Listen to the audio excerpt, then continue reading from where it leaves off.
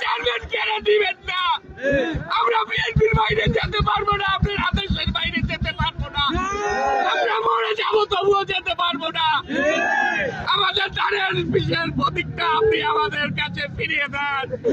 আমাদের কোন জোরে নিবেদন, আপনি দয়া করে ফিরিয়ে দেন চেয়ারম্যান, মাননীয় চেয়ারম্যান, আমাদেরকে ফিরিয়ে দেন, আমাদেরকে ফিরিয়ে দেন মাননীয় চেয়ারম্যান।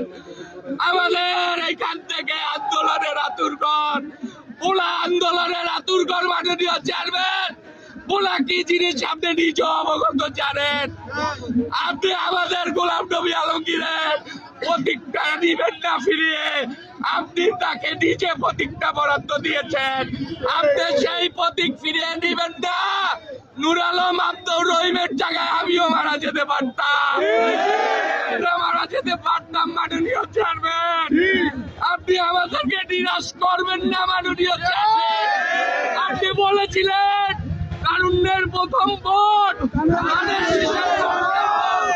তাহলে আমরা কিভাবে ধানের শীষের বাইরে ভোট দেব?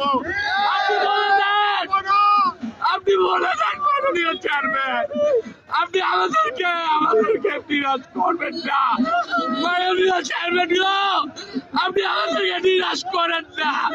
আমাদের জীবনে, আমার বয়স 50 বছর, 52 বছর বয়স আমার।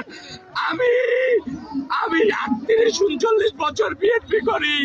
আমি কোনো পদ পদবীর জন্য কখনো লড়াই করিনি, আমি শুধু বিএনপিকে ভালোবেসে গিয়েছি। মাননীয় চেয়ারম্যান, আপনি আমাদের প্রতীকটা কেড়ে নিবেন না।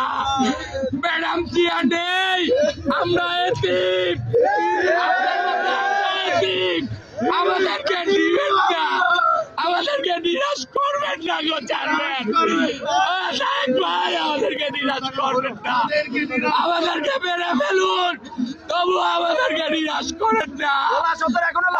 আপনি অন্য আসনে দেন, আপনি অন্য আসনে